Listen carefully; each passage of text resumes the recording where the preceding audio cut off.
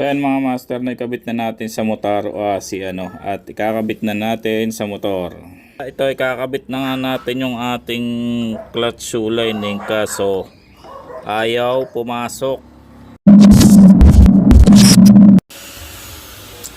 Alright mga master, for today's video mga master ay magpapaband tayo ng ating clutch shoe. So subukan lang natin kung okay ba kapag band lang ang gagamitin nating clutch shoe. Mamaya malalaman nyo kung magkano magpaband ng ganitong clutch shoe So tanggalin natin itong nakakabit na Motaro clutch shoe lining at ito yung stock ng Honda. So itong stock ng Honda ang ipapaband natin mga master. So samahan niyo ako at tatanggalin ko lang tong isa. So yan mga master, ito yung ating Motaro clutch lining. So ito na lang palang stock ang ating ipapaband. So ito yung kakalasin natin. Kalasin ko muna mga master. So yan mga master, natanggal na natin ang ating clutch shoe. Ayan. Manipis na siya. Medyo dragging na kasi kaya kailangan palitan na rin natin. At itong ating bell, kailangan kong i-regroove din to. So ayan mga master, dito na tayo sa shop na nagbabanda. Ganito pala yung process niya. So pinapalamig lang siguro to Ayun, tingnan natin yung unang process na gagawin doon sa ating binalang clutch shoe. Isa na hindi pa nailagay doon sa video. Pandikit lang. Ididikit lang siya dito. Sa mga magtatanong kung saan ito, dito lang ito sa Pulo, Kabuyaw. Malapit sa Macdo at tapat ng Chowking, Pulo.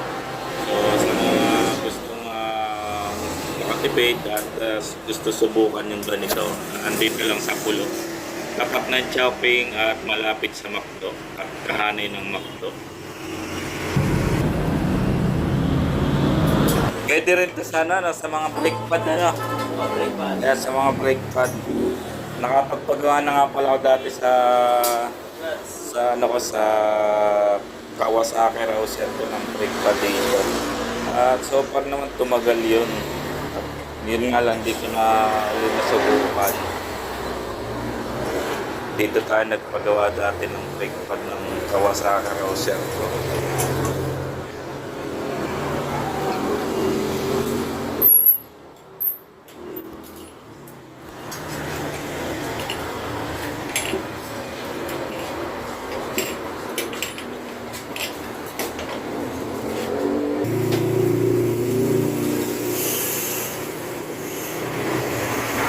Tino-torch din pala yan bago palamigin.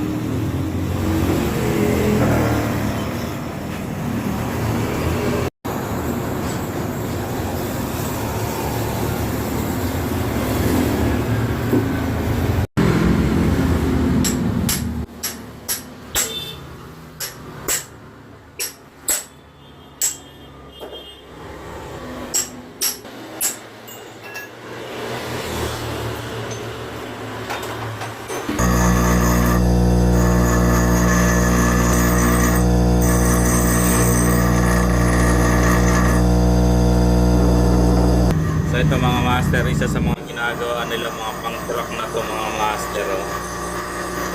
Heavy duty na brake pad.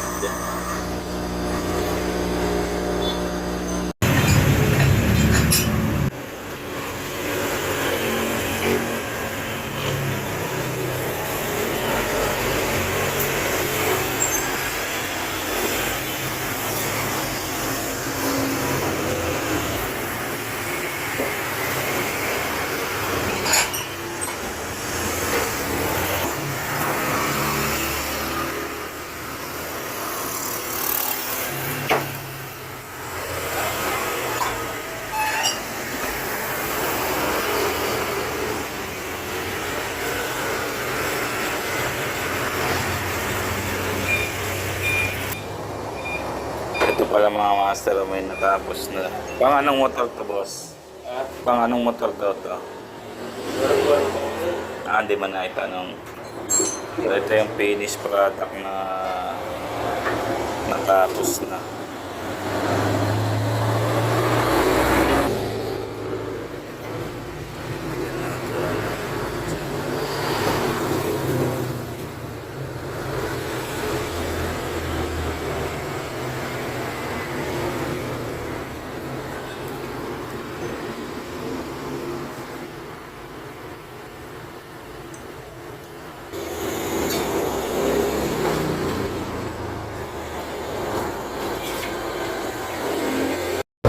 So mga master, pwede rin pala sa brake pad. So kung nagtitipid kayo magkano naman sa ganito, boss?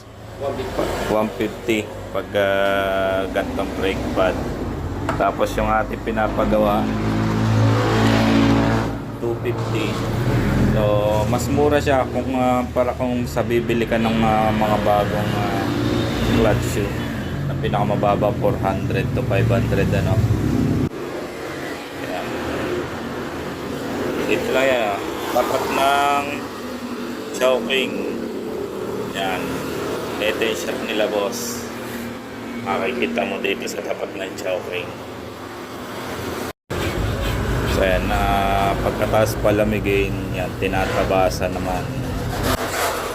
Tinatabasan para pumantay yung mga sobra sa bakal.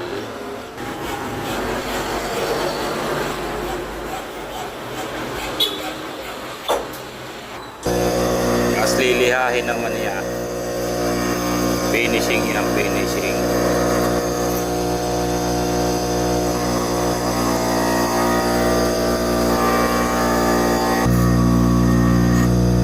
At ito yung pagkatapos niya. So hindi ito yung ating, ito yung nadat na natin. So lito.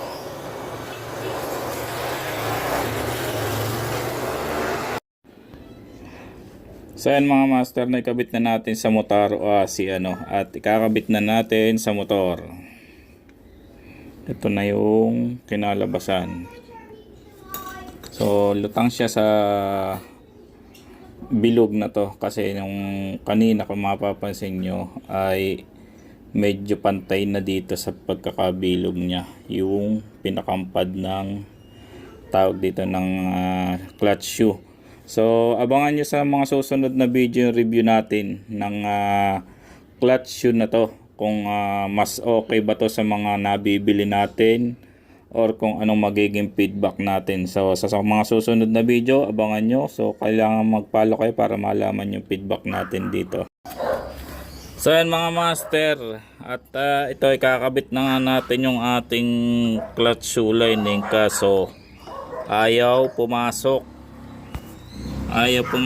sa sobrang kapal ng pad.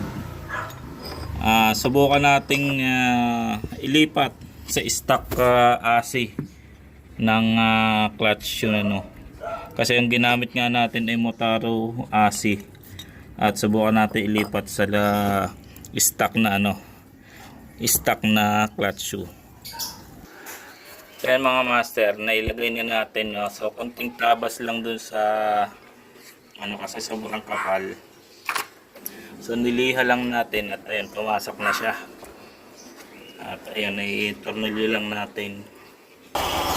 At eto na mga master, abangan nyo na lang sa mga susunod na video yung feedback natin kung recommended ba ang paband na lang ng mga clutch shoe natin. Alright, let's go!